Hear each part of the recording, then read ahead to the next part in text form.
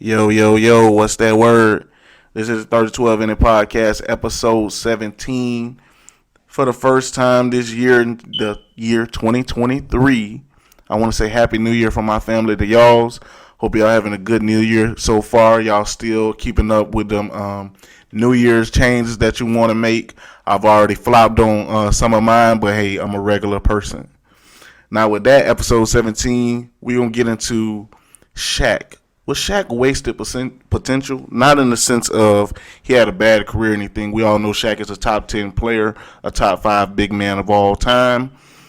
28,000 career points, 3,000 career blocks, 13,000 career rebounds. Did very well. The question is not, was he a great player? The question was, he had the potential to be the greatest of all time. And we're going to examine some ways that ultimately leads me to believe that he didn't achieve those things when I feel they were there for him. Now, before we do that, I want to hedge this episode by listing off Shaq's most impressive accolades. To farther my point about his standing as a player. He was a 15-time All-Star, a 2-time scoring champion, 14-time All-NBA selection, 1992 through 1993 Rookie of the Year, 3-time All-Defensive Team, the year 2000 NBA MVP, a 3-time Finals MVP, 4-time champion, Hall of Famer, and by his 4th year in the league was voted a top 75 player of all time. And I also like to bring up Shaq sold a platinum album. We can't just act like that's just nothing. Shaq sold a platinum album. We done seen him in movies and all types of things of that nature. So he has the accolades to back up who he is as an iconic individual. Shaq's career averages were 23.7 points a game, 11 rebounds, 3 assists on 58% field goal percentage. Now, how we're going to examine the things we're going to talk about tonight, we're going to look at the worst free throw percentage shooting seasons of his career. Now, all those years is hella convenient for us because they coincide with every year he was in Miami. It just got progressively worse, and he ultimately left a lot of points and a lot of efficiency out there. And we're going to get him to him first with his first year in Miami, the 2004-2005 season, where Shaq scored a total points of 1,669. He made 353 free throws, and he attempted 765 free throws. His free throw attempts per game that year were 10.5. His free throw attempts made that year were 4.8. He shot them at a 46.1% clip. Now, let's say in all 3 of these years, we're going to say if he shot 60%.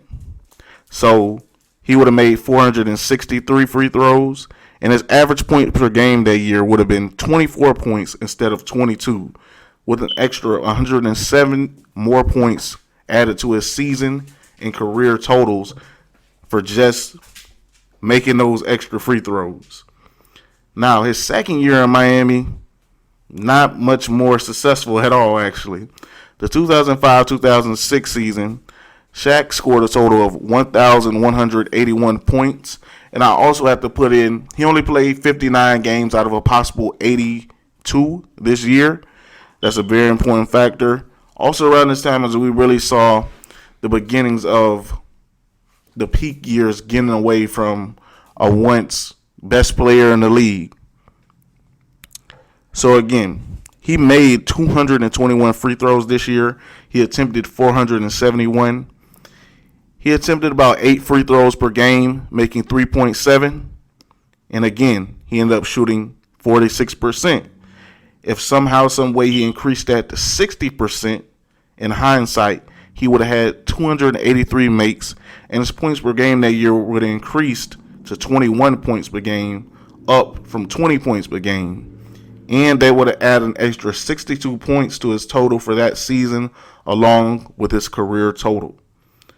His last year in Miami was his worst from the free throw line and as a player. He did end up winning the championship the year before. I do want to highlight that he was still at that point the clear Robin to Dwayne Wade's Batman. I just want to highlight that again. The 2006-2007 Shaq, his total points were 690. He made 124 free throws. He attempted 294. He attempted about 7.4 per game and made about 3.1 free throws per game. He shot an abysmal 42%, and by the grace of God, if he increased that to 60%, in hindsight, he would have had 177 makes and increased his points per game that season to 20 points instead of the 17 points per game he ended up averaging that season, which would in total would have added 117 more points for just that season. All 3 seasons combined, with those missed free throws, if he shot at least 60% in all 3 of those seasons, just those 3 seasons out of an 18-year career, he would have added 286 points to his career total, which ultimately wouldn't allow him to pass Moses Malone for number 7 all time, but would have put more distance between him and Carmelo Anthony if Carmelo Anthony decides to come back and, he can get 300 points in a season, or the next 2 seasons he could eventually pass Shaq. It would just be another notch in his legacy to stay at that number 8 position as the game continues to evolve. Now, I'm not calling Shaq lazy. For all intents and purposes, you don't get a statue outside the Staples Center and all those career accolades and accomplishments with being a lazy player. But I would like to highlight multiple instances where people were saying that, yes, he has the potential to be the best ever, but Shaq had other interests. And I want to highlight that by reading a quote from y'all from the former head athletic trainer during the Shaq and Kobe era, Gary Vetty.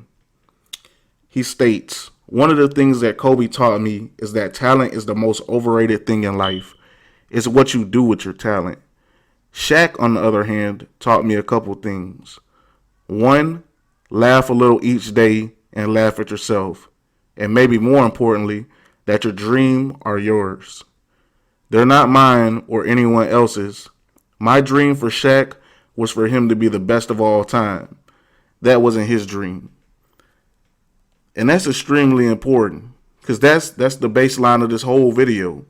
We're talking about what I've seen from Shaq, what other people see from Shaq. Shaq ultimately has lived out his dream in life, and that's very commendable.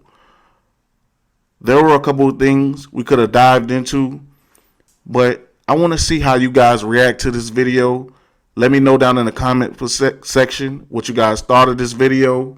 Like, comment, and subscribe. I appreciate y'all. Happy New Year. And with that, I want to end off on in one of Kobe's last interview before he passed. He farther led into the question of did Shaq reach his ultimate potential and questioned how successful his own career would have been with seemingly more of the Shaq if he would have reached said potential. Y'all listen up. He'd be the greatest of all time. If Shaq had your work, he'd be the greatest of all time. By sure. He'd be the first to tell you that, for sure. I mean, this guy was a force like I have never seen. I mean, it was crazy. A guy at that size. Generally, guys at that size are a little timid and they don't want to be tall. They don't want to be big. Man, this dude he did not care. He was mean. He was nasty. He was competitive. He was vindictive. I mean, I wish he was in the gym. I would have had fucking 12 rings.